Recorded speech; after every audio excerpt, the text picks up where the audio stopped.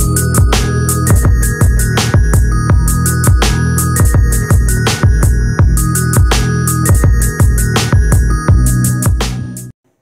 teman-teman semua, Assalamualaikum warahmatullahi wabarakatuh.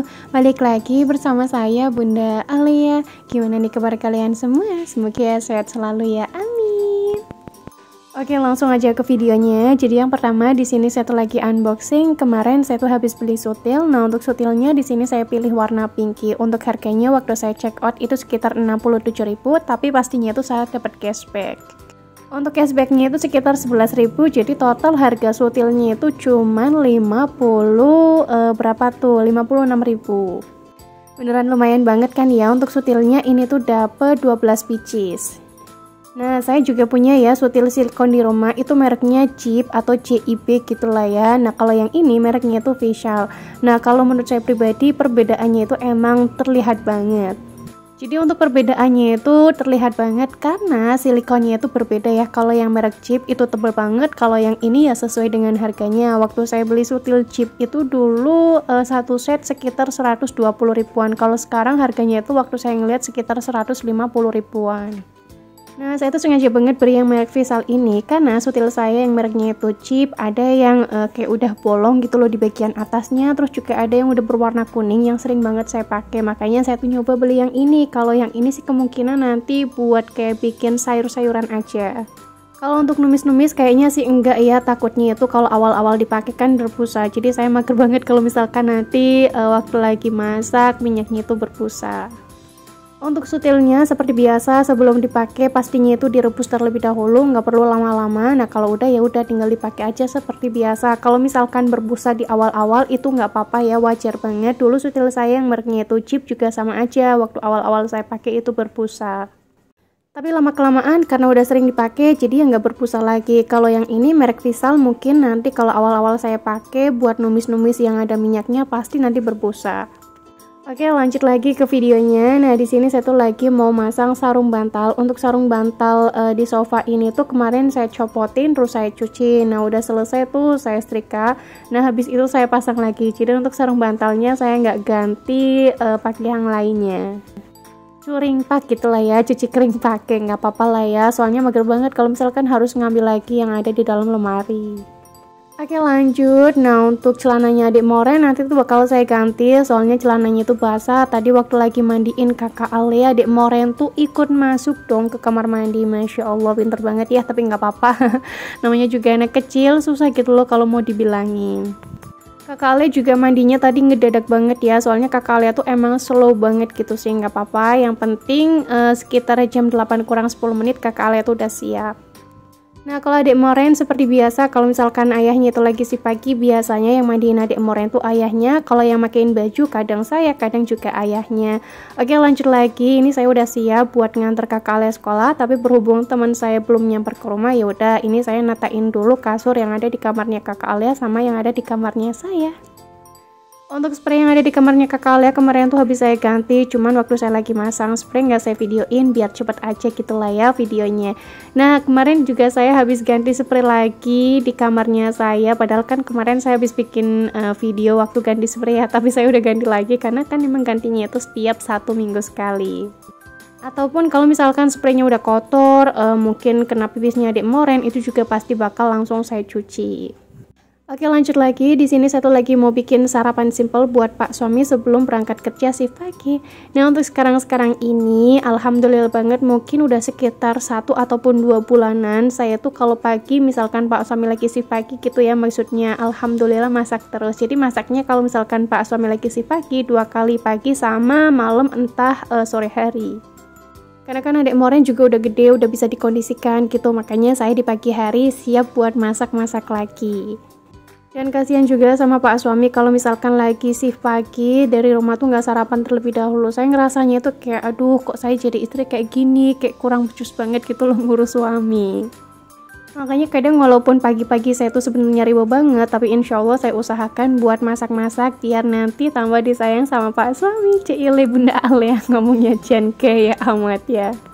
Kalau saya pribadi, kalau misalkan bisa nih di pagi hari masak-masak walaupun emang riweuh banget, ya insya Allah pasti bakal saya masakin buat Pak suami. Tapi kalau misalkan kok saya riweuh banget, bener-bener yang riweuh banget, pasti ya saya bilang sama Pak suami gitu nggak sempet masak. Dan alhamdulillah kadang Pak suami itu emang ngertiin, soalnya kan saya tuh emang jarang-jarang banget ya nggak masak, seringnya itu emang masak terus. Oke, lanjut lagi ke videonya. Nah, untuk mie yang tadi udah saya rebus, udah mateng, jadi saya sisihkan terlebih dahulu. Nah, lanjut. Di sini saya tuh mau ngedadar telur dulu, tapi telurnya itu saya campurin pakai tahu. Kalau telur tahu kayak gini tuh mengingatkan saya waktu zaman masih kecil dulu tuh mama sering banget ya bikin telur tahu kayak gini dan Masya Allah rasanya itu nampol banget. Kalau saya sendiri yang bikin tuh rasanya kayak kurang gimana gitu.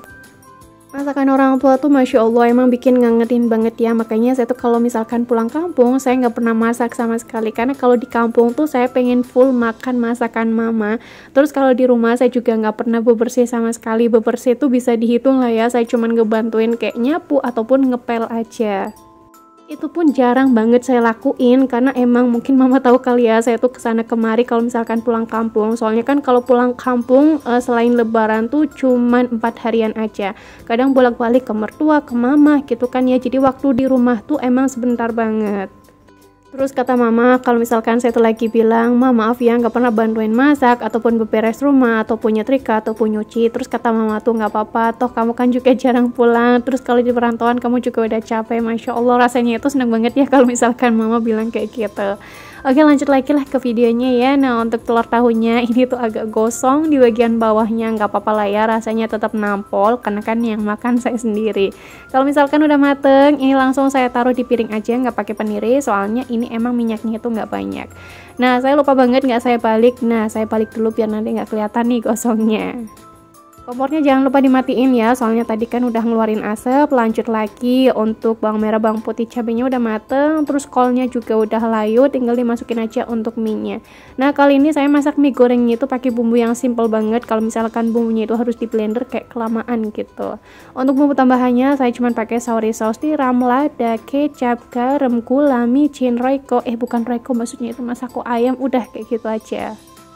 Nah, kalau misalkan udah tinggal diaduk-aduk aja kayak gini sampai semuanya itu tercampur merata. Jangan lupa dikoreksi rasa. Kalau misalkan udah pas ya udah tinggal dimasukin aja ke dalam piring. Nah, alhamdulillah banget masakan saya semuanya udah selesai. Untuk tambahannya cuman ada kerupuk, nggak apa-apa lah ya, namanya juga sarapan pagi, nggak usah yang ribet-ribet. Kayak gini aja Pak suami juga udah seneng katanya itu alhamdulillah dimasakin sama istri di pagi hari.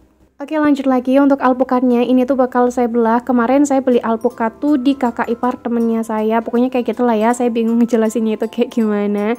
Nah, untuk alpukatnya waktu dijual tuh lagi promo karena kan emang ngabisin stok. Untuk harga per 1 kilonya itu 12.000. Nah, saya beli 2 kilo dapatnya itu Masya Allah banyak banget. Nah, dapat yang butiran-butiran kayak gini tuh kemarin sekitar 8, beneran banyak banget kan ya, kalau ditimbang itu lebih dari 2 kilo, malah bisa sekitar 4 kiloan ataupun 5 kiloan. Tapi dihitungnya tuh cuma 2 kilo aja, Masya Allah baik banget ya. Terus saya juga beli melonnya, Masya Allah melonnya juga manis banget. Nah, untuk melon kemarin waktu saya beli harga per 1 kilonya itu 15.000. Untuk melonnya itu beratnya kurang lebih sekitar 2,5 kilo, untuk harganya sekitar 40.000.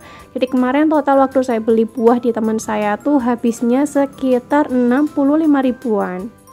Untuk alpukatnya Masya Allah ini tuh beneran dalamnya bagus banget, walaupun di luarnya itu bonyok tapi di dalamnya tuh bagus, karena katanya ini tuh emang alpukat impor. Nah, kalau alpukat yang biasa kita makan tuh kan alpukatnya kayak gitu ya, kalau misalkan udah bonyok pasti di dalamnya itu menghitam. Nah, kalau yang ini tuh enggak sama sekali. Dan alpukatnya itu beneran rasanya yang kayak alpukat mentega, beda banget kayak alpukat yang biasa saya beli. Ini beneran beruntung banget, siapa lagi saya ditambahin banyak banget, Masya Allah, alhamdulillah lah ya. Oke, lanjut lagi ke videonya. Untuk alpukatnya nggak langsung saya bikin, jadi saya taruh di dalam kulkas terlebih dahulu. Untuk alpukatnya seperti biasa nanti itu bakal saya kasih SKM putih, gula pasir, sama es batu, udah kayak gitu aja. Nah, selesai masak-masak, di sini saya tuh mau lanjut nyuci piring sama perabotan yang lain karena banyak banget kan ya di dalam wastafel. Alhamdulillah wastafelnya itu gede, jadi ini muat semua piring-piringnya masuk ke dalamnya. Nah, untuk video nyuci piringnya seperti biasa, ini saya percepat aja biar nanti durasinya tuh nggak terlalu lama. BTW abaikan aja ya teman-teman semua kalau misalkan pantat wajan saya tuh kebanyakan pada gosong. Kalau misalkan sering dipakai ya kayak gini emang gosong, apalagi kan kadang minyaknya itu ada yang netes sampai ke bawah-bawah, makanya ya bisa gosong kayak gitu. Nah, untuk nyuci piringnya kali ini tuh agak lumayan banyak banget karena tadi waktu saya lagi masak-masak saya nggak sempet ya buat sambil nyuci piring, jadi nyuci piringnya tuh di akhir aja pas udah selesai masak-masak. Nah, posisinya dapur juga udah saya rapiin lagi, udah saya lap-lapin bagian kompor sama di bagian kitchen set atasnya kompor. Pokoknya wajib banget kalau misalkan habis masak-masak di bagian kompor sama kitchen set atas itu dilapin, soalnya kalau nggak dilapin itu beneran berminyak banget. Dan mungkin sampai sini aja kali ya video saya. Maaf banget kalau misalkan saya tuh bawel. Wassalamualaikum warahmatullahi wabarakatuh. Thanks for watching and bye bye.